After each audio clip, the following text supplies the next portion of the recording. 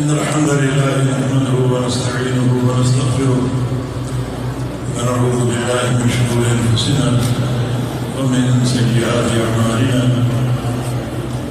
من يهده الله فلا مضل له ومن يضلل فلا هادي له وأشهد أن لا إله إلا الله وحده لا شريك له وأشهد أن محمدا عبده ورسوله يا أيها الذين آمنوا اتقوا الله حق تقاته ولا تموتن إلا وأنتم مسلمون يا أيها الناس اتقوا ربكم الذي خلقكم من نفس واحدة وخلق منها زوجها وبث منهما رجالا كثيرا ونساء واتقوا الله الذي تساءلون به والأرحام إن الله كان عليكم رقيبا يا أيها الذين آمنوا اتقوا الله وقولوا قولا سديدا يصلح لكم أعمالكم ويغفر لكم ذنوبكم ومن يطع الله ورسوله فقد فاز فوزا عظيما أما بعد فإن أحسن الكلام كلام الله وأحسن الهدي هدي محمد صلى الله عليه وسلم شر الأمور محدثاتها وكل محدثة بدعة وكل بدعة ضلالة وكل ضلالة في النار من يطع الله ورسوله فقد رشد واهتدى ومن يعص الله ورسوله فقد ضل وغضب اللهم صل على محمد وعلى آل محمد كما صليت على إبراهيم وعلى آل إبراهيم إنك حميد مجيد اللهم بارك على محمد وعلى آل محمد كما باركت على إبراهيم وعلى آل إبراهيم إنك حميد مجيد سبحانك لا علم لنا إلا ما علمتنا إنك أنت العليم الحكيم لقد قال الله سبحانه وتعالى أعوذ بالله من الشيطان الرجيم من همزه ونفخه ونفثه بسم الله الرحمن الرحيم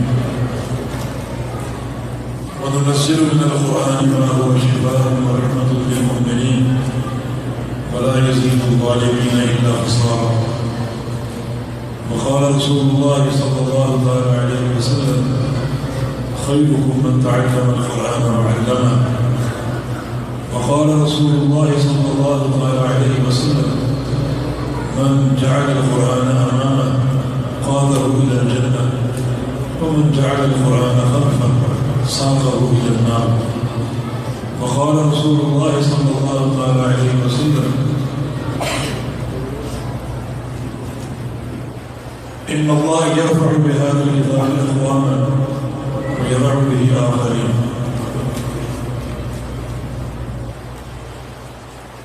انتہائی قابل احترام مہمانان گرامی اور بالخصوص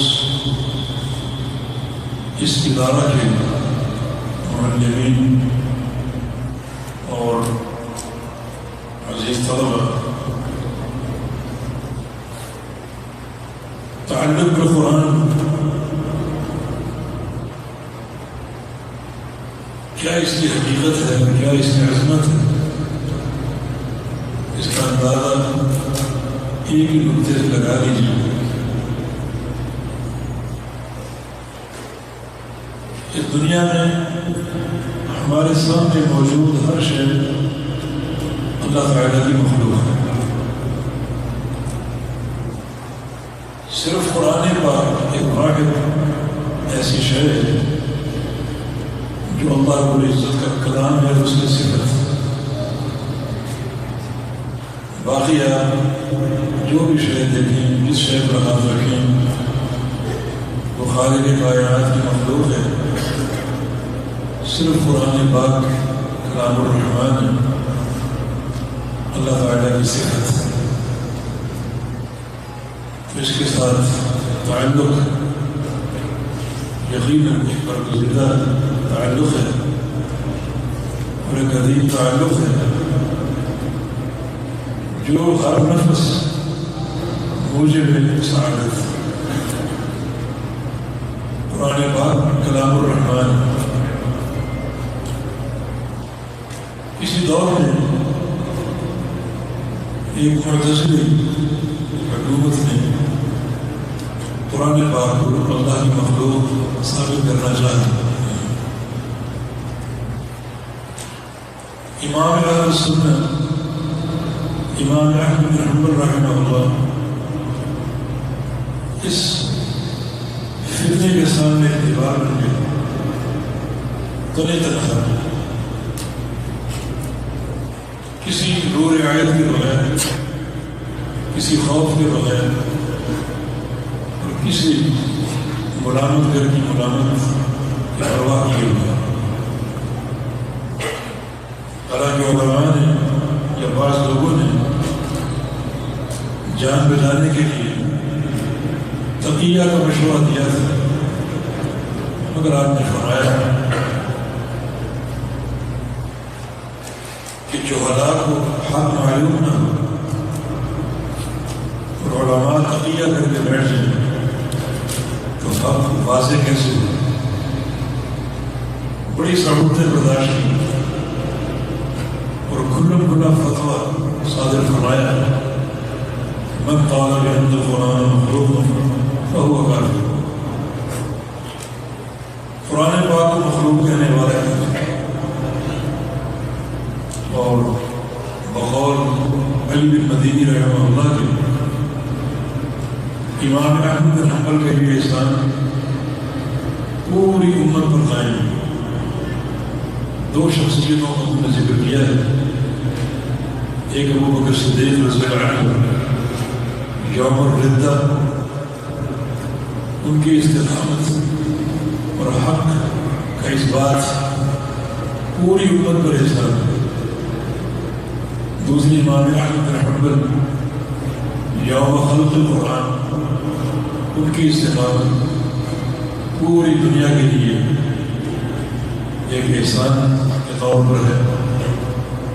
یہ کلام الرحمن اللہ تعالیٰ کی صفت۔ جناب حکمہ بن ابی جہل رحمہ اللہ رضی اللہ تعالیٰ عنہ جب بھی قرآن پاک دیکھتے، نسخہ دیکھتے، مصحف دیکھتے تو اپنے سینے سے لگائے اور مسلسل کیوں کہتے کہ کلام ربی کلام ربی، میرے رب کا کلام، میرے رب کا کلام۔ یعنی یہ وہ کتاب ہے، وہ کلام ہے جو اللہ پاک نے فرمایا اور جبریل امین نے سنا۔ جبریل امین نے پڑھا اور محمد رسول اللہ صلی اللہ علیہ وسلم نے سنا اور اللہ کے پیارے پیغمبر نے پڑھا اور صحابہ نے سنا اور پھر صحابہ سے تابعین نے سنا اور یہ سلسلہ آج تک موجود ہے اور انشاءاللہ قیامت تک موجود رہے گا۔ ہم نے ادارے کی کارکردگی دیکھی اور بعض طلباء کا قرآن سنا۔ حقیقت یہ ہے کہ آنکھیں ٹھنڈی ہو گئی اور دل سے بچوں کے لیے استقامت کی دعائیں نکل رہی تھی۔ یہ بہترین آواز اللہ تعالیٰ کی نعمت ہے۔ نبی علیہ السلام کا ارشاد گرامی لیس منا من لم یتغنى بالقرآن، جو قرآن اچھے لحن سے نہیں پڑھتا وہ ہم میں سے نہیں۔ ایک اور حدیث میں رسول اللہ صلی اللہ علیہ وسلم کا فرمان ہے، ما أذن الله لشيء أذنه لنبي يتغنى بالقرآن۔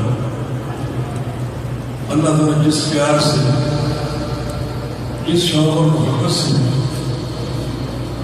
اپنے نبی کا قرآن سنتا ہے، اس پیار سے اور کوئی چیز نہیں سنتا۔ یقیناً اچھی آواز اللہ تعالیٰ کی نعمت ہے۔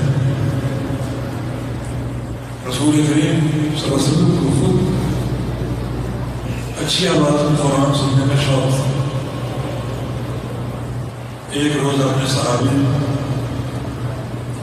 جناب عبداللہ بن مسعود رضی اللہ عنہ سے فرمایا اقرأ علی شیء من القرآن، مجھے قرآن پڑھ کے سنائیے۔ آپ تھوڑا سا متعجب ہوئے، علیک اقرأ وعلیک انزل، قرآن آپ کو اترا ہے، ہم تو آپ سے سننا چاہتے ہیں، تو میں آپ کو پڑھ کے سناؤں گا۔ بڑی عجیب بات ہے، رسول اللہ صلی اللہ علیہ وسلم نے کیا فرمایا تھا، احب ان اسمعه بصدری، آج میری یہ خواہش ہے کہ میں قرآن کسی اور سے سنوں۔ چنانچہ انہوں نے سورہ نساء کی چند آیات کی تلاوت کی تھی کہ اچانک رسول اللہ صلی اللہ علیہ وسلم زاروں میں تک رو دیے اور آپ کی آنکھوں سے آنسو جاری ہوئے۔ انما المؤمنون الذين اذا ذكر الله وجلت قلوبهم واذا تليت عليهم آياته زادتهم ایمانا، یہ حسن استماع کی علامت ہے۔ اللہ کا ذکر ہو تو دل میں لرزہ طاری ہو، اور قرآن پڑھا جائے تو ایمان مسلسل بڑھنے لگے، ایمان میں اضافہ ہونے لگا۔ اس میں بڑا طویل کردار ہے، اچھے لہجے اور اچھی آواز۔ نبی رسول بعد ہوتا تہجد سے فارغ ہو کر اپنے گھر سے نکلتے اور قریب اشعری کہ اپنی صحابہ کے خیمے تھے، وہاں تشریف لے آئے تھے اور ان کا قرآن باہر کھڑے ہو کے سنا کرتے تھے۔ آپ کا فرمان ہے کہ میں اگر دن میں ان خیموں میں جاؤں تو مجھے کچھ نہ پتہ چلے کہ کون کس خیمے میں ہے، لیکن رات کو ہر خیمے کی وکیل کا مجھے علم ہو جاتا ہے، کیونکہ ہر خیمے سے قرآن پڑھنے کی آوازیں آتی ہیں اور میں پہچان لیتا ہوں کہ اس خیمے میں میرا کون صحابی ہے۔ اور ایک روز آپ نے بے ساختہ فرمایا، ابو مصعب کو دیکھ کر لقد اوتی هذا مزمار من مزامیر آل داؤد، کہ اس کو تو اللہ تعالیٰ نے لحن داؤدی دے دی۔ ان کے قرآن پڑھنے میں وہ لذت ہے اور وہ عمدگی ہے جو داؤد علیہ السلام کی مناجاتوں میں تھا۔ یہ قرآن پڑھتے ہیں تو لگتا ہے کہ اللہ کے نبی داؤد علیہ السلام اللہ کی وحی کی تلاوت کریں۔ آپ کی حدیث ہے، من سرہ ان یقرأ القرآن حرفا کما انزل فلیقرأہ علی قراءۃ ابن عبد۔ اگر کسی کو شوق کہ وہ قرآن پاک جبریل امین کے لہجے میں پڑھے، جبریل امین نبی علیہ السلام کو وحی دیتے پڑھ کے سناتے، اور اللہ نے حکمت صحابہ قریب موجود ہونے کے باوجود سنا، میں تمہیں معلوم نہیں ہے ان کا لہجہ کیسا ہے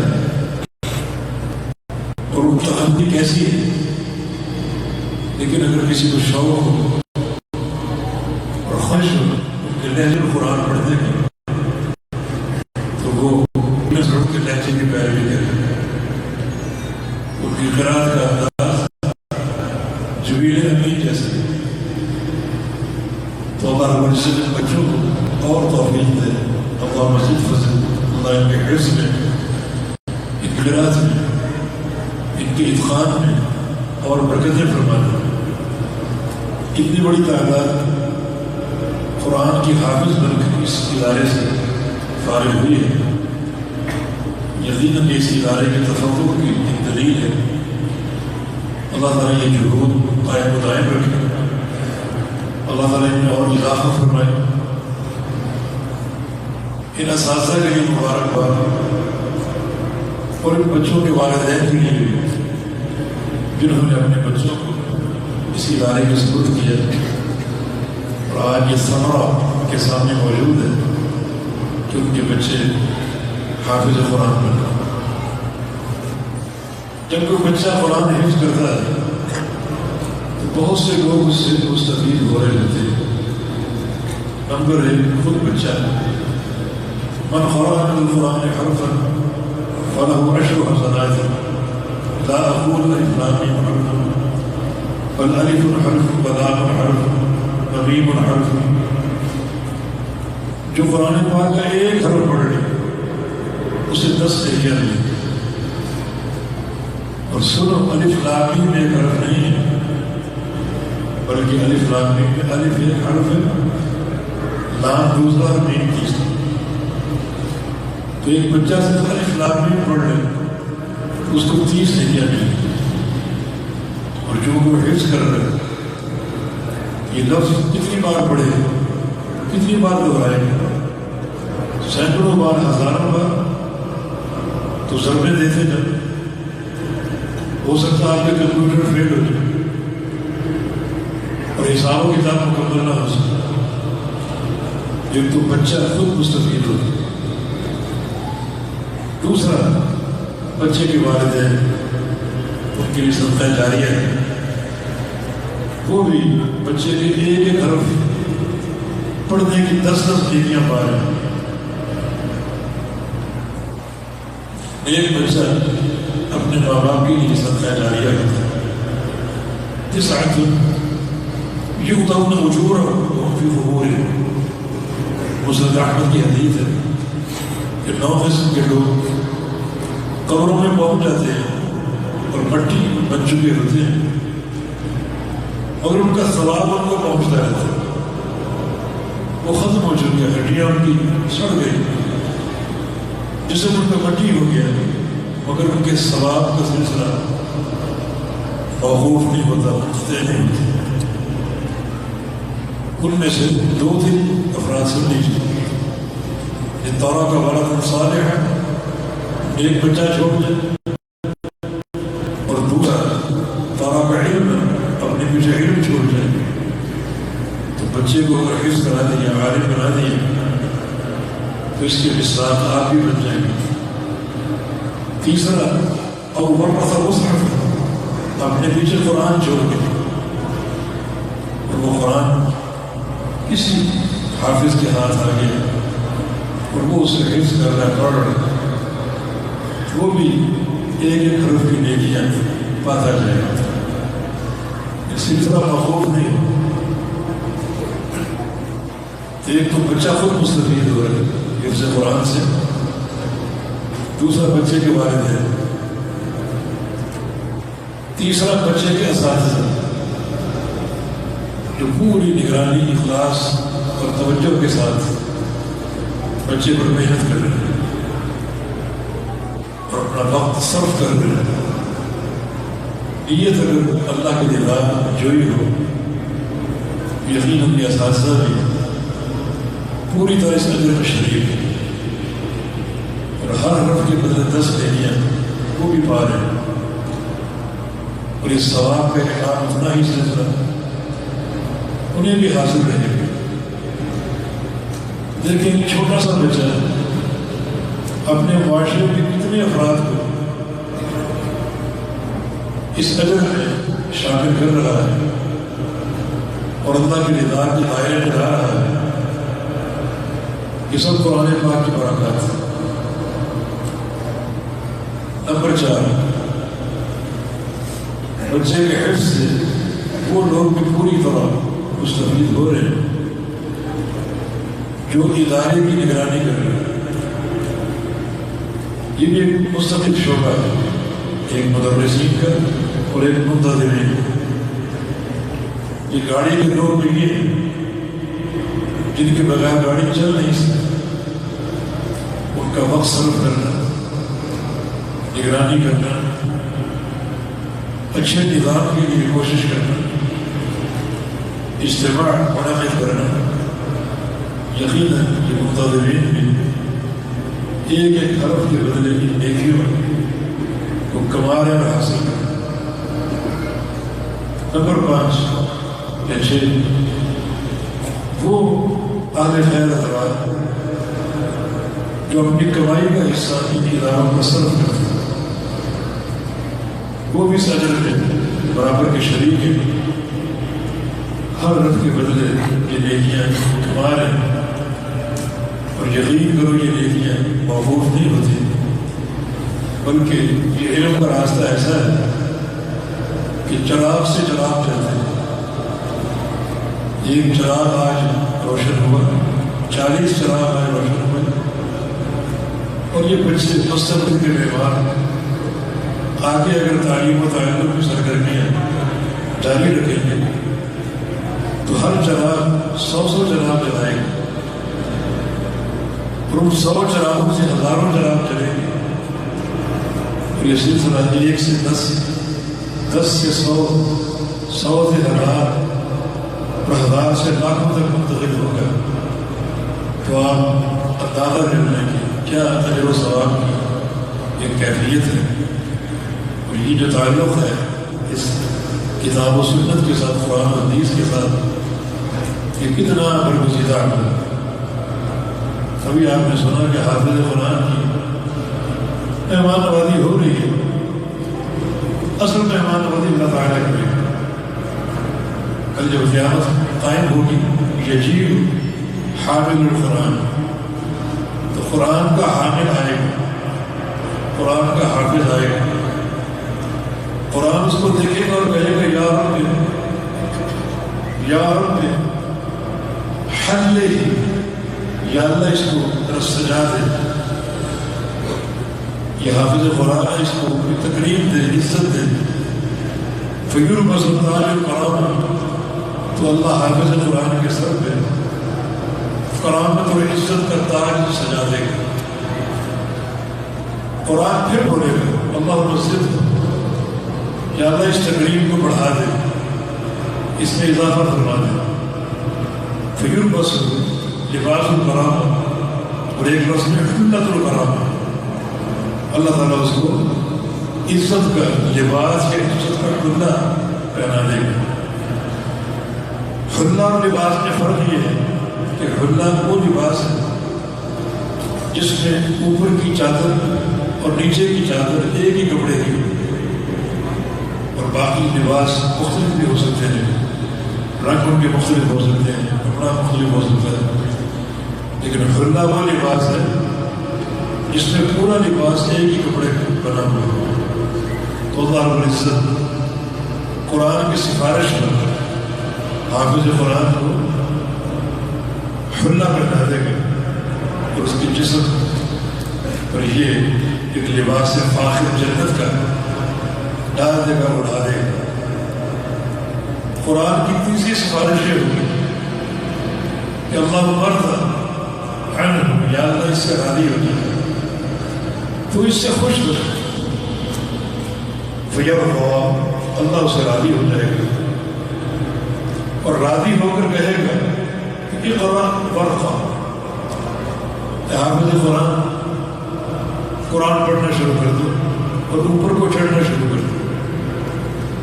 یہ اللہ تعالیٰ کی رضا کی علامت ہے، قرآن پڑھنا شروع کر دو، اوپر کو چڑھنا شروع کر دو، اور جہاں تمہاری قرأت مکمل ہوگی وہ تمہارا ٹھکانہ ہوگا، وہ تمہاری منزل ہوگی۔ جہاں تمہارا قرآن ختم ہوگا چڑھتے جاؤ، پڑھتے کما تم ترتل فی الدنیا، جس طرح دنیا میں ترتیل سے پڑھتے تھے اسی طرح اس حدیث سے یہ ثابت ہو ہے کہ خصوصاً حفاظ قرآن کو ترتیل سے پڑھنا چاہیے، آہستہ آہستہ ٹھہر ٹھہر۔ اپنے پاکستان میں کچھ لوگوں کی تراویح سنی گزرتے کچھ پلے نہیں پڑتا کیا پڑھ رہے، اخباروں میں خبریں آتی ہیں کہ 3 دن میں قرآن ختم، 10 پارے ایک دن میں، ایک رات میں، بس وہ 10 پارے ختم کرنے ہیں۔ پڑھنا کیا ہے؟ کتاب اللہ کے ساتھ مذاق ہوتا، کوئی فائدہ نہیں، کچھ ایک حرف پلے نہیں پڑتا۔ یہ حفاظ قرآن کی شان کے خلاف. ورتل کما کنت ترتل فی الدنیا، جس طرح دنیا میں ترتیب سے پڑھتے تھے ٹھہر ٹھہر کے، ویسے ہی پڑھو، جلدی کرنے کی ضرورت نہیں. اور اوپر کو چڑھتے تھے، اور جہاں تمہاری قرات مکمل ہوگی خود والا ٹھکانا ہوگا. تبھی تو حدیث میں آتا ہے کہ جنت میں کچھ لوگ اوپر دیکھیں گے تو انہیں اوپر محلات دکھائی دیں. کتنا اوپر؟ جتنا آج زمین والے آسمان کے ستارے دیکھتے ہیں. حالانکہ جنت یہ بھی ہیں وہ بھی ہیں، مگر اس قدر فرق مراتب، اتنی بلندی، درجات کی ڈفرنس. یقیناً یہ قرآن پاک کی برکات میں سے برکت ہو سکتی ہے. چنانچہ میدان معاشرے میں دنیا دیکھی کہ یہ حافظ قرآن سر کے تاج سجا ہوئے اور جسم پر جنت کا لباس فاخر پہنا دیا گیا ہے، اور اوپر کو چڑھتا جاتا ہے. کسی پر اللہ تعالیٰ اکتفا نہیں کرے گا، بلکہ ایک حافظ قرآن کی تقریب کا عالم یہ ہے کہ اللہ رب العزت اس کے والدین کے سر پہ بھی سونے کا تاج سجا دے گا، اور دنیا دیکھے گی کہ یہ کسی حافظ قرآن بچے کے ماں باپ ہیں. میدان معاشرے سے ان کی تقریب شروع ہو جائے گی. یہ قرآن پاک کی برکت بھائی اس قدر چمک ہوگی کہ چاند اور سورج کو ایک کمرے میں بند کر دے. کتنا نور جمع ہوگا، کتنا نور اکٹھا ہوگا، کتنا نور چاروں طرف پیدا ہوگا اس تاج کی وجہ سے. یہ نور قرآن پاک کا نور ہے، یہ برکت قرآن پاک کی برکت ہے. اب میں بھی سوچوں اور آپ بھی سوچیں کہ ہمارے بچے کیسے ہونے چاہیے. کیا انہیں دنیاوی علوم اور دنیاوی ترقی کی طرف مائل کریں؟ دنیا پڑھائی، لیکن اس اصل مشن سے دور رہ کر نہیں. پیارے پیغمبر کی دعا وَلَا تَجْعَلِ الدُّنْيَا أَكْبَرَ هَمِّنَا وَلَا مَبْلَغَ عِلْمِنَا، کہ یا اللہ دنیا میرا مبلغ علم نہ ہو. صرف دنیا ہی پڑھو، بس ڈاکٹری پڑھو، صرف ڈاکٹر ہی بن جاؤ، دین سے کوئی شرف نہ ہو، انجینئر بن جاؤ اور دین سے کوئی بس نہ ہو. یا اللہ ایسا وقت کرنا ہے کہ میرا مبلغ علم دنیا بن جائے.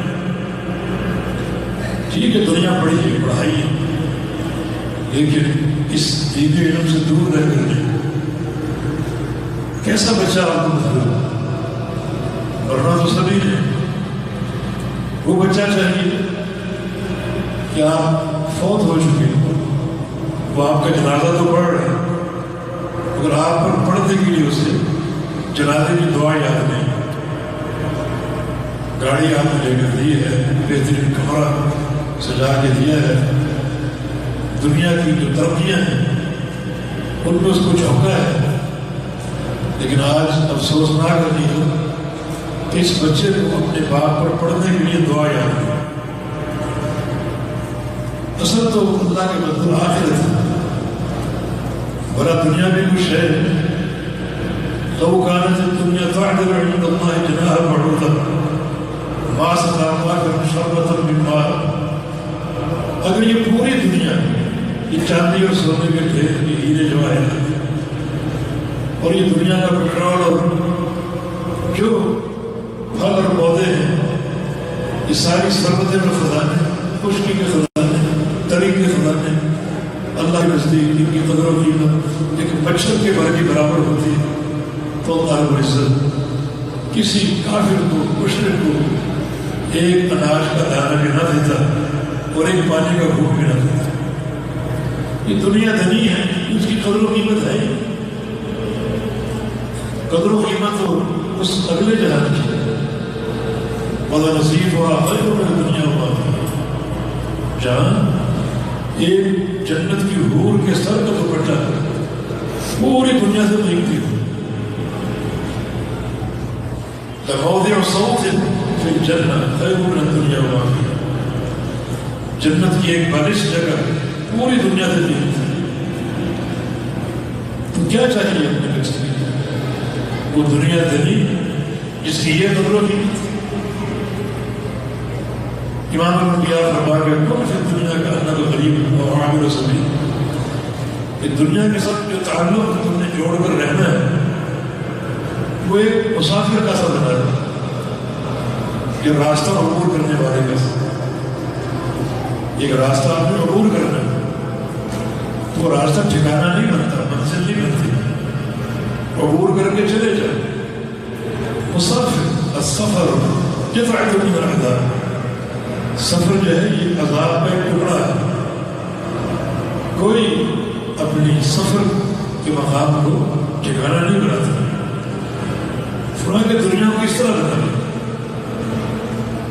کوئی اس کی قدر نہیں ہوتی. امام ذہبی رحمہ اللہ نے اپنی سیر میں عمرو بن عاص کا ایک واقعہ نقل کیا. ان کا آخری وقت آ گیا اور چارپائی پر ان کا بیٹا عبداللہ کے ساتھ بیٹھا ہوا تھا.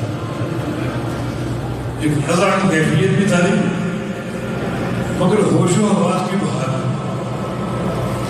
جس کی دلیل یہ تھی کہ اسی عالم میں ایک صندوق لایا گیا جس میں ان کی تجارت کا ایک نفع تھا. سونے کی صورت، سونے سے بھرا. بتایا گیا کہ یہ آپ کی فلاں تجارت کا پرافٹ ہے. فراق عبداللہ تم لے لو، مجھے اس مال سے آج لا تعلق کرنا. لیکن رضا کی کیفیت جاری ہے اور سونے کو ٹھوکر پڑ. عبداللہ ان کا بیٹا بڑا ایک زاہد المتقی کہا کہ ابا جان مجھے اس مال کو کوئی رغبت نہیں، کوئی شوق نہیں مجھے یہ مال لینے کا.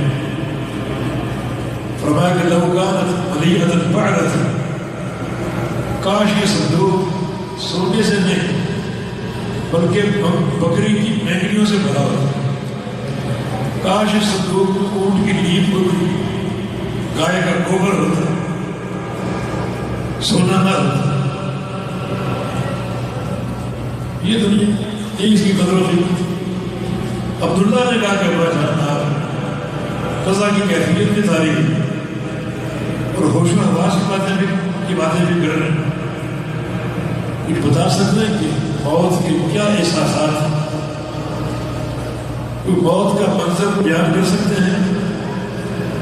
فرمایا کہ یاد ہو نہیں ہے الموت اشد من ان یوصف. موت کا نقشہ کھینچنے کے الفاظ بنے ہی نہیں.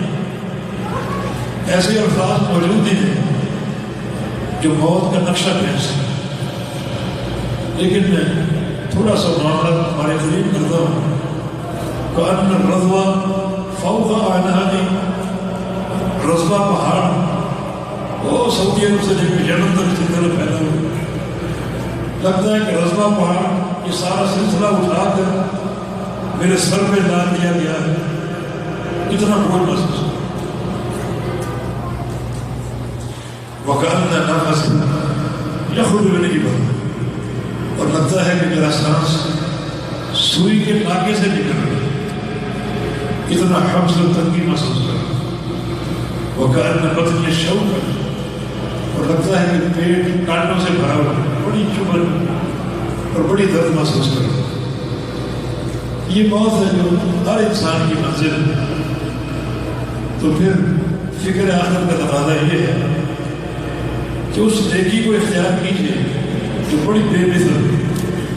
میں نے عرض کیا کہ اس کائنات میں موجود ہر شے خالق کائنات کی مخلوق ہے، لیکن قرآن اللہ تعالیٰ کی صفت ہے.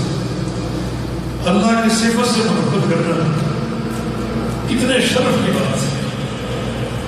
ابو سعید خدری رضی اللہ عنہ چھوٹا سا واقعہ صحیح بخاری کتاب التوحید. نبی علیہ السلام سے اپنے پڑوسی کی شکایت کی. پڑوسی کا نام تھا دادا بن نعمان. اور پڑوسی بھی تھا، ان کا بھائی بھی تھا، اخیافی بھائی تھا، دونوں کی ماں ایک تھی، باپ مختلف تھا. اور کہا کہ یا رسول اللہ، قتادہ بن نعمان کا معاملہ بڑا عجیب ہے. رات اپنے چھت پر تہجد پڑھ رہا تھا اور ہر رکعت میں بار بار سورہ اخلاص پڑھتا جا رہا تھا، سورہ فاتحہ اور قل هو اللہ احد، قل هو اللہ احد، بار بار سورہ اخلاص پڑھنا. حالانکہ حافظ قرآن، اس کو اور قرآن پڑھنا چاہیے تھا. ہر رکعت میں سورہ اخلاص اور بار بار پڑھنا، مکرر پڑھنا.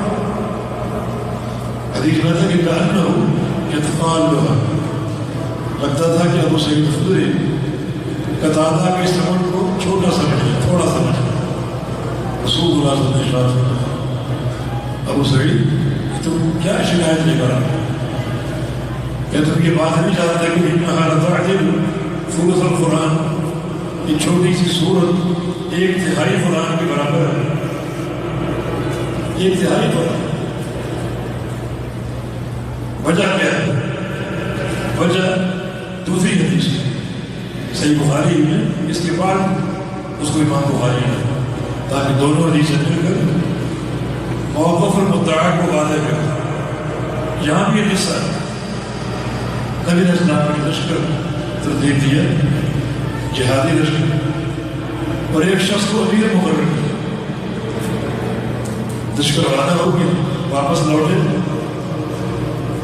کامیاب ہو گئے، کامران ہو گئے، فتح یاب ہو گئے. تو نبی علیہ السلام امیر کی امارت کا لوگوں سے پوچھا کرتے کہ کیسی قیادت ہے؟ صحابہ نے بڑی مداخلت ہے، جس کا ثبوت ہے کہ وہ فاتح بن کر لوٹے. لیکن امیر کا ایک مسئلہ، ایک اس کا معاملہ ناقابل فہم تھا. راستے میں جب بھی جماعت کرے سورہ فاتحہ پڑھتے ہر رکعت میں اور قرآن کا حصہ پڑھتے، لیکن سورہ اخلاص آخر میں ضرور پڑھتے، پھر رکوع میں جاتے.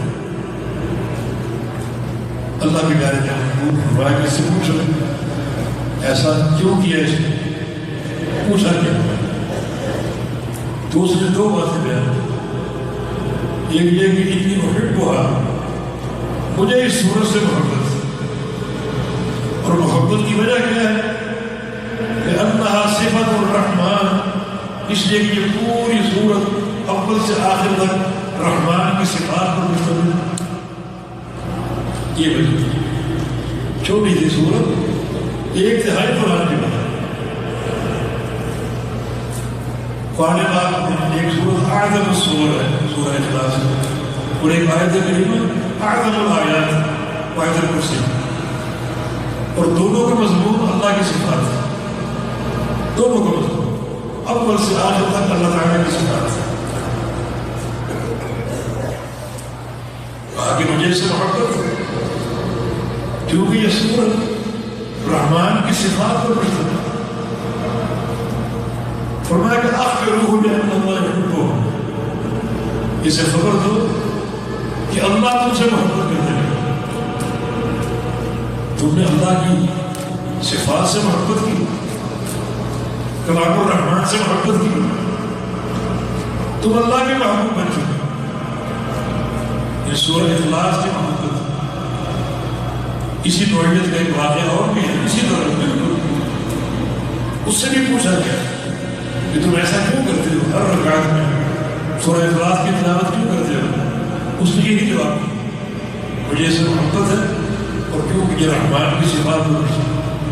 رسول اللہ صلی اللہ علیہ وسلم نے فرمایا حبک ایاہ ادخلک الجنہ، اس سورہ کی محبت نے تمہیں جنت میں داخل کر دیا، تم جنت ہی بن چکے اس چھوٹی سی سورت کی محبت سے.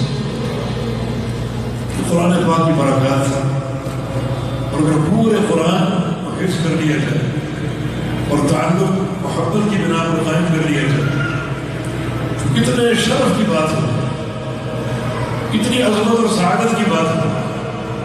اقرأ القرآن فإنه يأتي يوم القيامة شفيعا لأصحابه، قرآن کو خوب پڑھا کرو، یہ قیامت کے دن اپنے پڑھنے والوں کی سفارش کرے. قرآن کی سفارش یعنی صفت الرحمن، رحمان سے سفارش کرے. اللہ کا کلام اللہ تعالیٰ کی صفت ہے. اللہ کی صفت اللہ تعالیٰ سے سفارش کرنا. اور بعض سفارشوں کا انداز بڑا عجیب ہو. فرمایا کہ اقرأ السحرہ سحرہ پڑھا سورہ بقرہ اور سورہ آل عمران.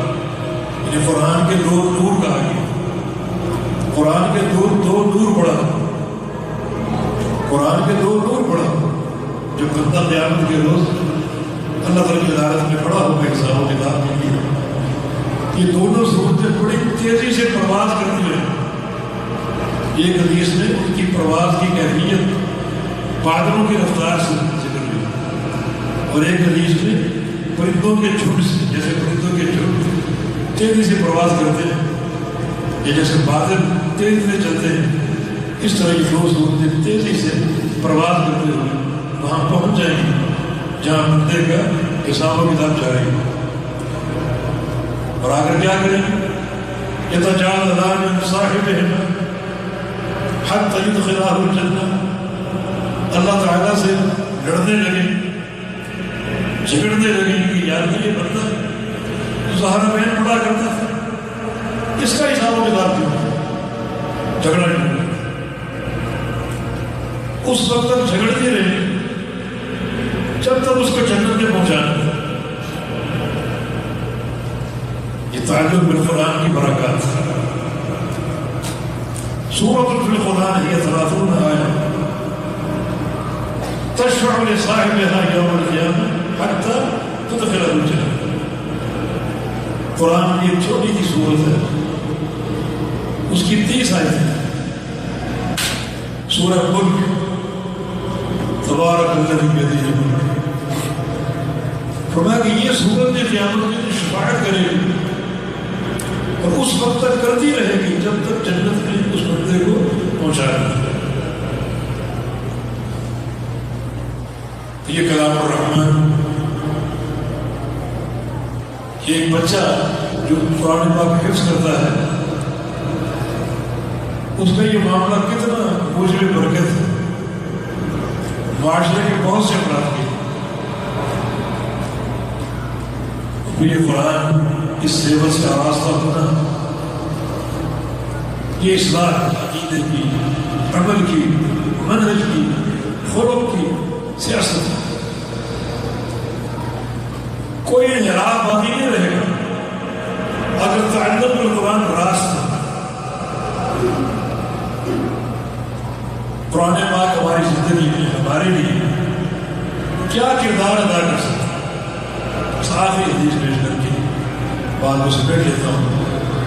مسلم احمد کی حدیث ہے جامع ترمذی میں اور اس کے راوی عبداللہ مسعود رضی اللہ عنہ. اور یہ حدیث کیا ہے نبی علیہ السلام کی ایک دعا ہے. اللہم انی عبدک وابن عبدک وابن امتک. یا اللہ میں تیرا بندہ ہوں اور تیرے ایک بندے کا بیٹا ہوں اور تیری ایک بندی کا بیٹا ہوں. ناصیتی بیدک میری پیشانی تیرے ہاتھ میں ہے جو سب سے اشرف الاعداء ہے. یہ تیرے قبضے میں میں کچھ بھی نہیں. واضح فی حکمک مجھ پر تیرا حکم چلتا تیرا حکم. اس کا اقرار اور اعتراف کر لو. اللہ کا حکم ہی نافذ اور اس کو نافذ رکھو. اس کے حکم کی 3 قسمیں: حکم قدری و کونی، حکم شرعی، حکم جزائی. تینوں اللہ اور تینوں کو اپنے اوپر نافذ کرو قائم. حکم قدری و کونی کیا ہے؟ جو تقدیر کے فیصلے. کسی کا مالدار ہونا، کسی کا غریب ہونا اللہ کے امر سے. کسی کا بیمار ہونا، کسی کا صحت مند ہونا اللہ کے امر سے. یہ حکم قدری و کونی ہے. اس میں کسی انسان کو کوئی دخل نہیں. حکم شرعی کیا ہے؟ اللہ کی شریعت کا فیصلہ. اسے بھی نافذ کرو. اپنے آپ کو چھپا دو اس حکم شرعی کے سامنے. انہیں حکم قدری تو اللہ کا ہے، حکم شرعی فلاں امام فلاں شخصیت کے برادری باپ دادا کا، یہ انکار بڑا عجیب۔ تو اللہ کے پیارے نے حکم کیا فرمایا؟ ماذن فی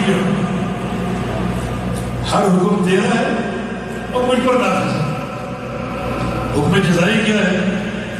قیامت کی حساب و کتاب کی فیصلہ اللہ اکیلا کرے، پوری کائنات سامنے ہوگی، اول و آخرین سامنے ہوگی، اکیلا اللہ رب العزت سب کے فیصلے ہوگی، یہ سارے فیصلے اللہ کے۔ اور عدل فی قضاء، اللہ کے پیارے پیغمبر کی دعا، یا اللہ تیرا جو بھی فیصلہ وہ عدل ہے، عدل ہی عدل ہے، ظلم نہیں۔ یا عباد انی حرمت ظلم علی نفسی وجعلته بینکم محرما فلا تظالموا، ظلم میں نے اپنے پر حرام کر لیا، تم پر بھی حرام کر لیا، ظلم میں نہ کروں گا، نہ میں کروں گا، نہ تم کرو گا۔ اور اگر تم ظلم کرو گے تو یاد رکھو الظلم ظلمات یوم القیامہ، دنیا کا ظلم قیامت کے اندھیرے، بچوں پر کرو، بیوی پر کرو، خادم پر کرو، کسی یار دوست پہ کرو، اپنے اوپر کرو، یہ سارے ظلم ہیں، یہ قیامت کے اندھیرے ہیں۔ آج اگر ظلم کرو گے تو قیامت کے مراحل اندھیروں میں طے کرنے پڑیں گے، بڑے خطرناک مراحل۔ تو تیرا ہر فیصلہ عدل۔ آگے کیا فرمایا دعا؟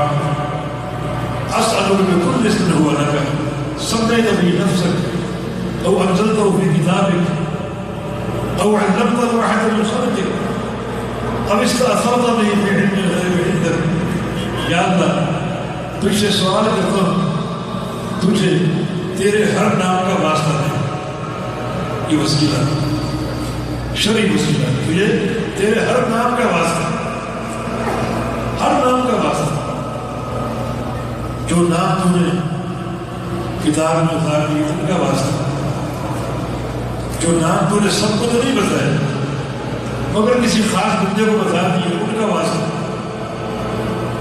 اور جو نام اب تک تیرے خزانہ خیر میں ان کا واسطہ۔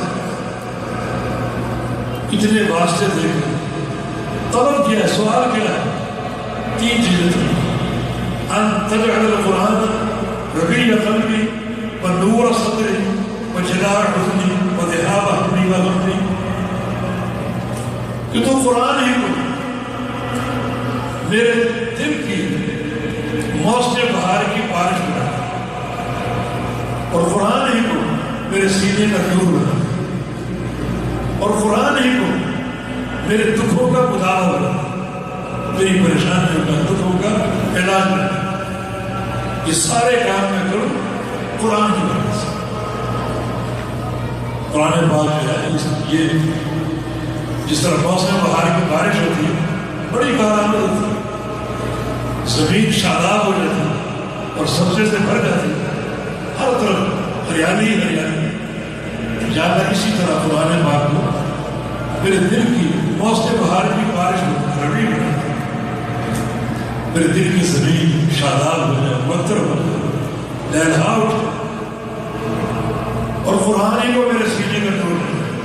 یہ تازگی قرآن سے ملے اور نور قرآن سے ملے، یہ جو اندھیرے ہیں تاریخی ہے، یہ تعلیم ہمیں دی جائے، اللہ کے پیارے میں معصوم تھے، ہمیں تعلیم دی جائے، کفر کے اندھیرے، شرک کے اندھیرے، بدعت کے اندھیرے، گناہوں کے اندھیرے، ان سب کا ازالہ ممکن ہے اللہ تعالیٰ کی پڑھی کتاب و سنت کے ذریعے۔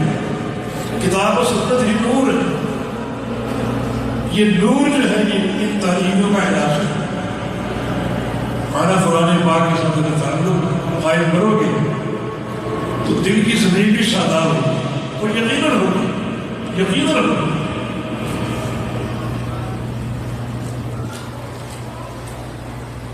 دل کی زمین یقیناً شاداب ہوگی اگر کوئی تعقل ہو، کچھ فہم اور اخلاص ہو، باقی کچھ حاصل کرنے کی نیت ہے، تو یقیناً یہ دل کی زمین شاداب ہوگی۔ جبیر بن مطعم رضی اللہ عنہ نبی اللہ کے صحابی، جب تک اللہ کے پیغمبر مکہ میں رہے یہ آپ کے قریب نہیں پہنچے. باپ خدا کا پروپیگنڈا کہ جادوگر ہے، ساحر ہے، اس کے قریب نہ جانا ورنہ اس کے لپیٹے میں آ جاؤ. آپ کو دیکھ کے بھاگ اٹھے. آج جنگ بدر 70 قیدی مشکل کثیر ہے تو ان کا معاملہ طے کرنے یہ ایک سفیر کے طور پر آیا کفار کی طرف سے تاکہ ان کی جو ان کا جزیہ ہے وہ معاملہ طے کرے، دیت وہ معاملہ طے کرے. چنانچہ آگے بات چیت شروع کی. مغرب کا وقت اللہ کے پیارے پیغمبر نے فرمایا ہماری نماز کا وقت، پہلے نماز پڑھی. چنانچہ صحابہ کی صفیں بن گئی. اللہ کے پیغمبر نے جماعت کرائی، مغرب کی جماعت تھی. سورہ طور پڑھی. جبیر کا بیان ہے کہ میں نے پہلی بار قرآن سے آپ نے سورہ طور پڑھی تھی. صحیح بخاری کے لیے جبیر کی روایت کہ سمعت النبی صلی اللہ علیہ وسلم یقرأ فی المغرب بالطور، میں نے اللہ کے پیغمبر کو سنا مغرب کی نماز سورہ طور پڑھ رہے تھے. یہی بات ہے. اس وقت کافر تھا. اسی سے محدثین نے فائدہ نکالا کہ بندہ ایک حدیث سنے کفر کی حالت ہے، لیکن اسلام قبول کرنے کے بعد اگر وہ اس حدیث کو بیان کرتا ہے تو وہ حجت ہو. چنانچہ کفر کی حالت کی سنا اور اس کو آگے بیان کرنے کے میں اللہ کے پیارے پیغمبر نے سنا کہ مغرب میں سورہ طور پڑھ رہی. آگے کیا فرمایا کہ ذالک اول ایمان وقر قلبی، میں نے قرآن کیا سنا میرے دل کے لیے یہ ایمان کا پہلا جھونکا ثابت ہوا. پہلا ایک جھونکے کی طرح، ایک ٹھنڈی ہوا کی طرح یہ سورہ طور میرے دل سے گزر گئی اور میرا دل پر بہار ہو گیا. کافر تھے اتنے متنفر کہ اللہ کے پیغمبر کو دیکھ کے بھاگ جاتے. آج قرآن پہلی بار سنا اور دل کی کائنات میں انقلاب آ گیا. قرآن عربی یا قلبی، یا اللہ تو قرآن کو میرے دل کی بہار بنا دے. ہمیں ایسا پڑھنے اور سننے کی توفیق ہے، ایک توجہ ہو، اخلاص ہو، لگن ہو، محبت اور پیار ہو. یہ قرآن دل کی بہار بنا اور نور اور صدری اور سینے کا نور، سینے کا نور پھیل جائے. دل چھوٹا ہوتا سینہ بڑا ہوتا. زیادہ نور کی ضرورت ہے کہ سینہ نور سے بھر جائے اور قرآن پاک کی برکت سے بھر جائے. یہ مصنوعی روشنی نہیں بلکہ قرآن کی برکت سے میرا سینہ نور سے بھر جائے اور واقعی بڑا نور ہوتا، بڑا نور ہوتا. حسین بن حذیفہ کے واقعے آپ سنتے رہتے ہیں جو قرآن پڑھ رہے تھے قریب ہی گھوڑا بندہ ہو بلکنا شروع کر دیا. قرآن پڑھنا روکتے تو گھوڑا پرسکون ہو جاتا، پڑھنا شروع کرتے گھوڑا متحرک ہو جاتا. پاس ان کے بیٹا یحییٰ سویا ہوا تھا. ڈر لاحق ہوا کہ گھوڑا بدر کر میرے بچے کو کچلنا. قرآن پڑھنا بند کر دیا. اتفاقاً آسمان کی طرف دیکھا تو یہاں سے لے کر آسمان تک مسلسل کندیلیں روشن، کندیلیں زمین سے لے کر آسمان. نور صدری، قرآن کو میرے سینے کا نور بنا دے. دیکھو نور کہاں سے شروع ہوا اور کہاں تک پہنچا. اللہ کے پیارے پیغمبر نے فرمایا یہ کندیلیں ہیں تم نے دیکھی، یہ فرشتے کتاریں بنا کر لائن بنا کر تیرا قرآن سن رہے تھے، تیرا قرآن سن رہے تھے. یہ قاری قرآن پڑھتا ہے، اوپر کون کون سنتا ہے، متاثر ہوتا ہے. یہ قرآن سینے کا نور، یہ قرآن ہمارے لیے کیا کردار ادا کر سکتا ہے. دل کی استقامت کا باعث ہو سکتا ہے. کبیر اسلام کی حدیث ہے کہ دلوں کے زنگ کا علاج قرآن، اللہ کا ذکر ہے اور قرآن کی تلاوت ہے. دلوں کا زنگ دور ہوتا ہے اور دل کی زمین پربہار ہو جاتی ہے.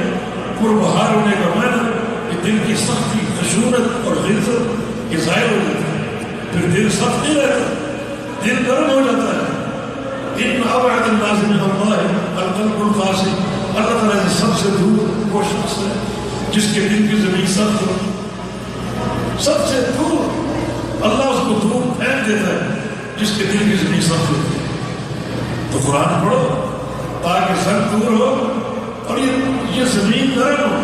یہ زمین نرم، یہ نرمی، رقت، یہ میں سمجھتا ہوں کہ سب سے بڑا شرف نبی اسلام کی سنت میں. سب سے بڑا انسان کون ہے؟ سب سے افضل کون ہے؟ ابو بکر صدیق رضی اللہ عنہ. اور آپ کا بس کیا ہے؟ ارحم امتی، میری امت میں سب سے ارحم، جس کے دل کی زمین بڑی رقیق ہے، نرم. ارحم امت اذاکم اہل یمن ومرضت الناس افئدۃ وارجلهم قلوبا. یمنی صحابی آئے اور ان کی خاصیت کیا ہے؟ ان کے دل بڑے نرم، بڑے نرم ان کے. تو یہ اعزاز یقیناً حاصل ہو سکتا ہے قرآن کی برکت سے کہ یا اللہ قرآن کو میرے دل کی موسم بہار کی بارش بنا دے اور ایسا نور بنا دے کہ اس سینے سے اندھیرے چھٹ جائیں، ظلمات چھٹ جائیں، کفر، بدعت، شرک، گناہ، معصیت، تکبر، بد اخلاقی، یہ سارے اندھیرے جو سینے میں گھیرا ڈالے ہوئے ہیں یہ قرآن کی برکت سے چھٹ جائے اور ختم ہو جائے اور یہ سینہ نور سے بھر جائے. قرآن کی تلاوت سے زمین سے آسمان تک نور کی لہریں جا سکتی ہیں. یہ سینہ کتنا برکت. لیکن یہ تلاوت جو ہے ان آداب کے ساتھ ہو جو علماء نے بیان کیے اور اخلاص کے ساتھ ریاکاری نہ ہو. میرے دوستوں بھائیوں، یہ جو ریاکاری ہے شیطان اس کا زیادہ ہوا قرآن کے قرآن رکھتا، قرآن کے قرآن رکھتا. سفیان ثوری کا قول ہے رونے کی 10 قسمیں، 9 قسمیں شیطان کی طرف سے، 1 قسم رحمان کی طرف سے. دکھاوے کی ضرورت ہے. 9 قسمیں شیطان کی طرف سے، 1 رحمان. اخلاص ہو، دلاہیت ہو، نہ کہ ریاکاری ہو، نہ کہ 90 سانس کا مقابلہ ہو، نہ کہ لوگوں سے اختلاف مقصود ہو، نہ کہ لوگ نعرے لگائیں. اخلاص یہ اس کا تقاضا ہے. اور تیسرا کام یہ قرآن کیا کر سکتا ہے؟